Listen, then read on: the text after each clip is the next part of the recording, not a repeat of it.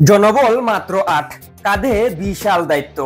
সিলেট নগরের উন্নয়ন কর্মকাণ্ড কিভাবে পরিচালিত হবে, কেমন করে সাজাতে হবে নগরীকে, সব পরিকল্পনার দায়িত্ব তাদের।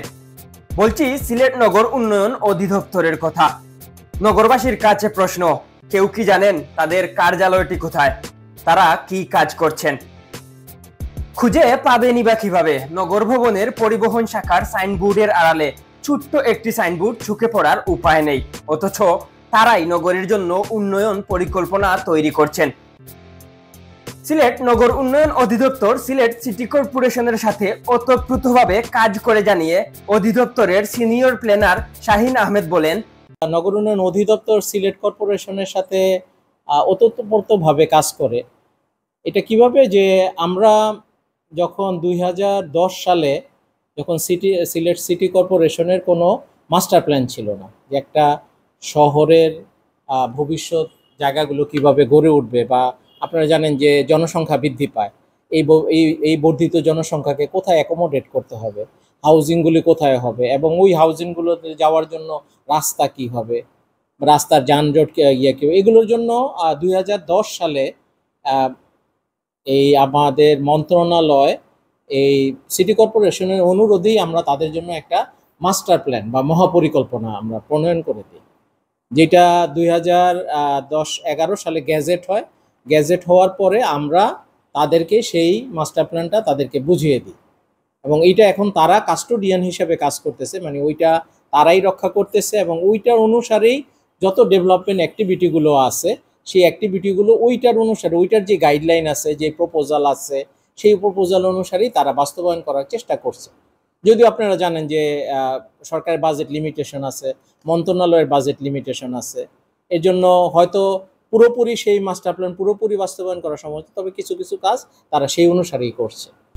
নগরীর ড্রেনেজ ব্যবস্থা নিয়ে গাইডলাইন সম্পর্কে জানতে চাইলে তিনি জানান, তো আসলে এই মাস্টার প্ল্যানে ডিটেল প্ল্যান থাকে না, যে মাস্টার প্ল্যানে আমাদের কিছু স্ট্র্যাটেজিক গাইডলাইন থাকে, কৌশলগত কিছু পরিকল্পনার কথা বলা হয়, যে নিয়মগুলো মেনে চলতে হয়।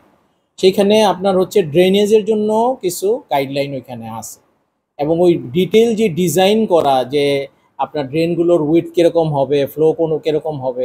অ্যাকচুয়ালি আপনি জানেন যে সময়ের সাথে সাথে টেকনোলজি চেঞ্জ হয়। তো ওই সময় যখন 2010 সালে যখন মাস্টার প্ল্যান তৈরি হয়, তার মানে শুরু হয় আরও আগে। তো ওই সময় কিন্তু এত হাইড্রোলজি বা পানির যে গতিপথ অ্যানালাইসিস করে কিন্তু তখন এই মাস্টার প্ল্যানটা তৈরি করা হয় না। আপনি জানেন যে সিলেট ভূমিকম্প প্রবণ এলাকা, কিন্তু ওই সময় কিন্তু ভূমিকম্পর যে আইটেমটা ওইটা কিন্তু ওই সময় বিবেচনা করা হয় নাই। তারপরেও কিছু হচ্ছে জেনারেল গাইডলাইন ওদের ওইখানে দেওয়া ছিল, এবং সেই অনুসারে রোডের পাশে কিছু ড্রেনের প্রস্তাবনাও দেওয়া ছিল। রোডগুলো কীরকম হবে, কোন রোডগুলো হবে, আপনি জানেন যে রোডের সাথে ড্রেনটা আসে, তো ওই ড্রেনের প্রস্তাবনা ওইখানে দেওয়া ছিল। আর ডিটেল ডিজাইনটা যখন তারা ইমপ্লিমেন্টেশন করতে যাবে, সেই ইমপ্লিমেন্টেশনের সময় তারা ডিটেল ডিজাইনটা করে। তো আপনি যেটা প্রশ্ন ছিল যে আপনারা কোনো প্রস্তাবনা ওইখানে ছিল কিনা, হ্যাঁ, প্রস্তাবনা ওইখানে আছে, এবং সেই অনুসারেই কিন্তু তারা বিভিন্ন জায়গায় ড্রেন করতেছে।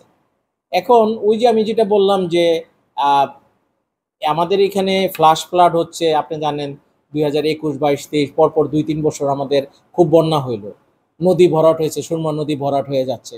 তারপরে আপনার সিলটেশন আসতেছে, বাইরের আমাদের বাইরে ইন্ডিয়া বা আসাম, মেঘালয় এইসব জায়গায় খুব বৃষ্টি হলে ওদের সব কিছু আমাদের সাথে, পাথর যেরকম আসে বালি টালিও কিন্তু নিয়ে আসতেছে। তো আমাদের এই ছড়া বলেন, নদী বলেন, এগুলো কিন্তু অধিকাংশই ভরাট হয়ে যাচ্ছে, এবং আপনি জানেন যে এগুলোকে এসকেভেট করে বা এগুলোকে ক্যাপিটাল রেজিং করাটা খুব কস্টলি, এবং সিটি কর্পোরেশনের আপনার ইভেন ওয়াটার বোর্ডেরও কিন্তু বাজেট স্বল্পতা আছে।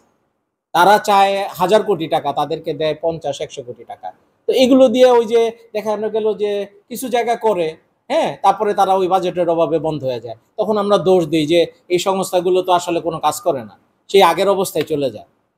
কারণ হচ্ছে কি, এটা তো একটা কন্টিনিউয়াস প্রসেস, বৃষ্টি হবে তার সাথে সাথে এই সিলট্রেশন, বালি, এগুলো কিন্তু আসতে থাকবে। এটা কিন্তু নিয়মিত পরিষ্কার করার একটা বিষয় আছে। আমরা প্ল্যানটা তৈরি করে তাদেরকে দিয়েছি, তারা ডিটেল ডিজাইন করে সেগুলো বিভিন্ন এলাকায় ড্রেনগুলো নির্মাণ করছে, হ্যাঁ, এখন এই নির্মাণ করার পরে এগুলোর ফাংশনালিটি ওদের মেনটেনেন্সের ডিপার্টমেন্টের কাজ। একটা কাজ করার পরে দেখা যায় যে আরেকটা বৃষ্টি আসলেই এটার মধ্যে আবার জমা শুরু হয়ে যায়। ফলে এইখানে মানে সরকারের নীতি নির্ধারক স্থান থেকে দরকার হচ্ছে হলো এখানে একটা রেগুলার একটা ফান্ডিং এর ব্যবস্থা রাখা। যদি এটা হয়তো ওরা ঠিকাদার নিয়োগ দিয়ে তারা এটা করাবে, তারা মনিটরিং করবে, ঠিক আছে। আর যেটা যেটা যেটা বিষয় হলো যে এই ড্রেনেজের যে ডিজাইনটা, যে ডিজাইন করা বা এই যে বিভিন্ন কম্পোনেন্টগুলো বিবেচনা করে, যেমন আমাদের এই দিক দিয়ে কিন্তু পানি নামে না, সুরমা নদীর ইয়েতে ভরাট হয়ে গেলে আমাদের ওইখানে ভিতরে পানি জমে যায়। এখন আমাদের দক্ষিণ সুরমা এটার একটা স্লোপ আছে, মানে এই যে বন্যার যে পানির যে সিস্টেমটা, এটা আপ টু ভৈরব পর্যন্ত আপনাদের মানে ওগুলি এখন দেখেন আমরা এত ডেভেলপমেন্ট করতেছি, যেসব জায়গাগুলো আমাদের পানি নামার জন্য রাখার দরকার ছিল সেগুলো আমরা ভরে ফেলতেছি। তো ফলে আলটিমেটলি দেখতেছি বিল্ডিং বাড়িঘর কোনো অসুবিধা নেই, কিন্তু যখন বৃষ্টি হয় তখন আর পানি কিন্তু ওদিক দিয়ে যেতে পারছে না। তো এগুলো এগুলো কিন্তু মাস্টার প্ল্যানে বলা আছে যে কোন কোন জায়গাগুলো আমরা ডেভেলপ করব, কোনগুলো আমরা ফ্লাড ফ্লো জোন, মানে পানি যাতে সরে যেতে পারে, যেটা হলো উপশহর যেটা হয়েছে, এটাও কিন্তু একটা নিচু জায়গা। তা আমরা কি করছি, আমরা যে কোনো সংস্থাই হোক আমরা কিন্তু সেগুলো ভরাট করে ফেলতেছি। কিন্তু আমরা ওগুলি ভরাট না করে যদি যেসব জায়গা উঁচা ছিল সেই সব জায়গা যদি আমরা উপরের দিকে যেতে পারতাম, ভার্টিক্যালি এক্সপানশন হইতে পারতাম, তাহলে পানিগুলো নামতো। এখন কি হয়েছে, সব জায়গায় আমরা থাকতেছি ওই পানি নিয়েই থাকতে হচ্ছে, পানি নামার সুযোগ।